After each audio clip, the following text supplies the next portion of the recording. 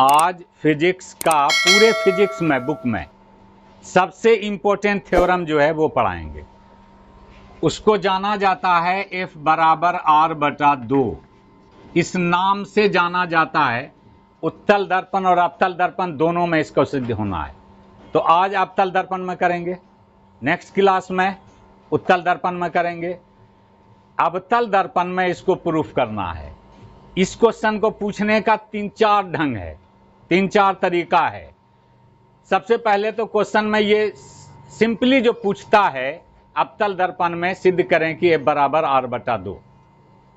दूसरा तरीका है कि अवतल दर्पण में सिद्ध करें कि R बराबर 2F। देख लो, इसी से बना है R बराबर 2F। एक बार ऐसा हुआ है कि हम पढ़ाए F बराबर R/2, आ गया एग्जाम में सिद्ध करें R बराबर 2F, विद्यार्थी छोड़ के चला आया। सर तो ये पढ़ाया ही नहीं है, जबकि एक लाइन का फर्क है। देख लो, अगर ये है तो ये है, या ये है तो ये है। जब हम प्रूफ करेंगे तो ये लाइन आएगा पहले, इससे ये प्रूव्ड होगा। एक ही चीज है और छोड़ के चला आया। इसलिए तुमको जगा दे रहे हैं कि तुमसे ये क्वेश्चन छूटे नहीं। अगला तरीका है क्वेश्चन पूछने का, भाषा में पूछेगा। अवतल दर्पण में फोकस दूरी वक्ता त्रिज्या की आधी होती है, सिद्ध करें। देख लो, फोकस दूरी F वक्ता त्रिज्या की आधी बटे 2 है, तो आधी है कि नहीं। अवतल दर्पण में सिद्ध करें कि फोकस दूरी वक्ता त्रिज्या की आधी होती है। या इसको ऐसे कह सकते हैं, अवतल दर्पण में सिद्ध करें कि वक्ता त्रिज्या फोकस दूरी की दुगनी होती है। नहीं, वक्ता त्रिज्या फोकस दूरी की दुगनी है कि नहीं। या फिर इस तरह से पूछ सकता है, सिद्ध अवतल दर्पण में फोकस दूरी और वक्ता त्रिज्या में संबंध स्थापित करें। अवतल दर्पण में फोकस दूरी और वक्ता त्रिज्या में संबंध स्थापित करें। इतना सारा क्वेश्चन का आंसर एक ही है। मेन बात है कि फोकस दूरी वक्ता त्रिज्या की आधी होती है, ये साबित करना है। क्वेश्चन समझा? क्वेश्चन क्लियर है? इसमें जानो कि फोकस दूरी है क्या। एक पहले शॉर्ट में ये तुम पहचान तो लो, हम बता चुके हैं पहले। ये अवतल दर्पण है, उसका ये ध्रुव है यानी कि पोल है, ये वक्रता केंद्र है, सेंटर ऑफ कर्वेचर, एंड ये फोकस है। ठीक इसके बीच में यही बात तो आज साबित करेंगे कि ये वक्ता त्रिज्या यहां से लेकर यहां तक ये फोकस दूरी की दुगनी होती है, या ये फोकस दूरी F वक्ता त्रिज्या R की आधी होती है। यही बात में साबित करेंगे। ये पूरा यहां से यहां तक R है, यहां जो R देख रहे हो ये इतना F है जो F देख रहे हो। वक्ता त्रिज्या ये है, ये फोकस दूरी है, तो ये फोकस दूरी वक्ता त्रिज्या की आधी है। मतलब हुआ कि F, C और P का बिल्कुल मध्य बिंदु होगा। क्या होगा? क्लियर हो रहा है? बात समझ में आ रहा है? अब इसी को साबित करना है। देखो, ये तो रफली पहचान बता दिए कि R क्या है, F क्या है, पहचान लिए। अब देखना प्रूफ में क्या होगा। क्वेश्चन लिख चुके हो। ये अवतल दर्पण है,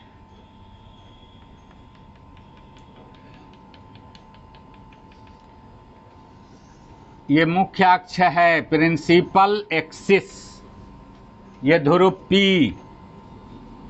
वक्रता केंद्र C, फोकस F।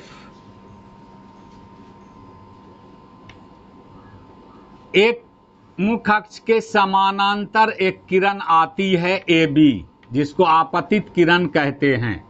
मुख्य अक्ष के समांतर आपतित किरण AB परावर्तन के बाद फोकस F से होकर जाती है, जाएगी ही। यही है परिभाषा, फोकस का लिखाए हैं। आपतित मुख्य अक्ष के समांतर आपतित किरण AB परावर्तन के बाद फोकस F से होकर जाती है। B से C को मिलाया। बोलो, यहां तक कोई बड़ी बात लिखे हैं? बात समझ में आ रही है ना? कहीं कोई दिक्कत तो नहीं? माना कि अवतल दर्पण का ध्रुव P है, वक्रता केंद्र C और फोकस एफ है। मुख्य अक्ष के समांतर आपतित किरण ए बी परावर्तन के बाद एफ से होकर जाती है। इतने बात ना जो फिगर में वही ना लिखना है, स्पष्ट हो रहा है। बी से सी को मिलाया, यही एक काम किए हैं अलग से, तो उतनी बात को लिखते हैं। अब माना कि अवतल दर्पण का ध्रुव P वक्रता केंद्र C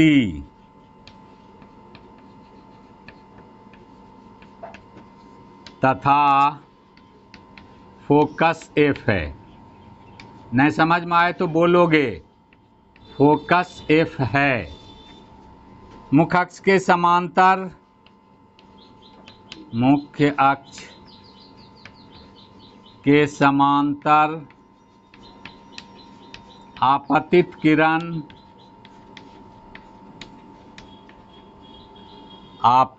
किरण ए बी परावर्तन के बाद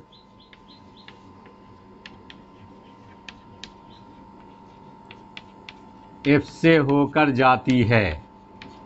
एफ से होकर जाती है।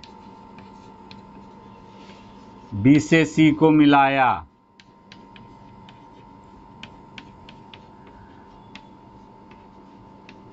क्लियर है जी। इससे हमारा ये पीसी जो है पूरा वक्रता त्रिज्या आर हो गया।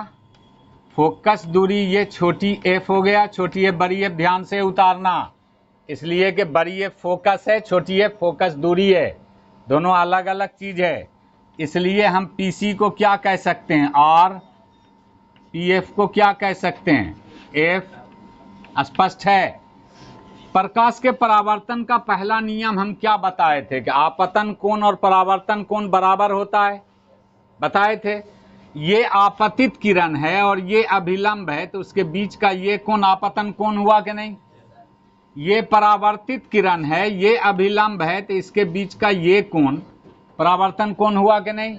तो प्रकाश के परावर्तन नियम से है कि आपतन कोण और परावर्तन कोण बराबर होता है। क्लियर, तो दोनों को बराबर लिख सकते हैं।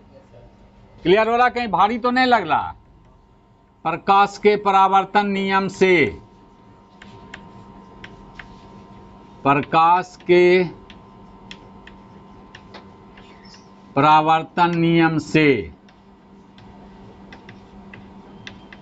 आपतन कोण यानी ए बी सी, देख लो ध्यान से, ए बी सी बराबर होगा कोण सी बी एफ होगा जी।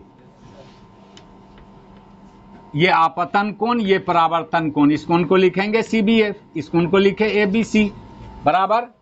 क्लियर। अभी अभी हमने बताया तुमको कि ए बी सी इसके समानांतर है।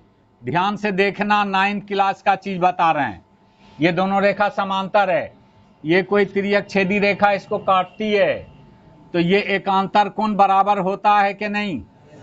ठीक यहाँ जैसे बराबर है, तो ये कोण एकांतर कोण हुआ कि नहीं, अल्टरनेटिव एंगल हुआ कि नहीं। अल्टरनेट एंगल है, ये बराबर होगा। चूंकि ए बी पी सी के समांतर है, चूंकि ए बी समांतर है सी पी के, इसलिए कोण ए बी सी, एकदम ध्यान से देखना, आसान है। कोण ए बी सी बराबर होगा कोण बी सी एफ। कोण बी सी एफ यहां लिख दो। क्यों बराबर हुआ है, तो एकांतर कोण है, चूंकि एकांतर कोण है। स्पष्ट हो रहा है जी। एकांतर कोण है तो बराबर होगा।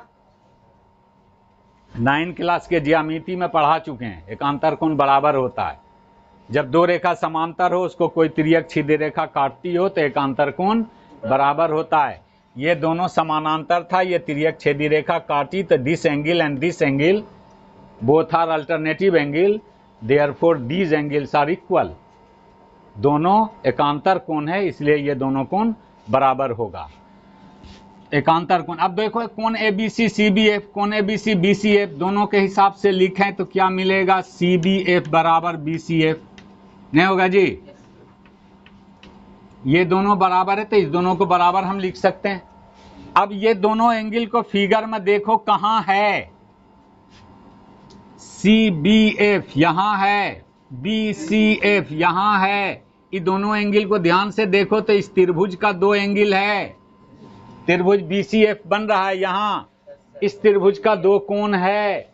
तो अब तुमको 9th में एक थ्योरम पढ़ाए थे कि अगर किसी त्रिभुज का दो कोण बराबर हो तो दोनों कोण के सामने की भुजा भी बराबर होगी, बताए थे। तो त्रिभुज BCF में ये दोनों कोण बराबर है तो दोनों कोण के सामने की भुजा भी बराबर होगी, यानी इस कोण के सामने की भुजा CF और इस कोण के सामने की भुजा BF बराबर होगी। त्रिभुज BCF में कोण CBF, इसी एंगल को दोबारा लिख रहे हैं तुम्हारे समझने के लिए कि इस त्रिभुज में ये दोनों कोण बराबर है, इसलिए उसके सामने की दोनों भुजा BF बराबर होगी CF के, होगी ना। क्लियर हो रहा है, किसी त्रिभुज में दो कोण बराबर है तो उसके सामने की दोनों भुजा बराबर होगी, वही तो भुजा बराबर लिखे ना।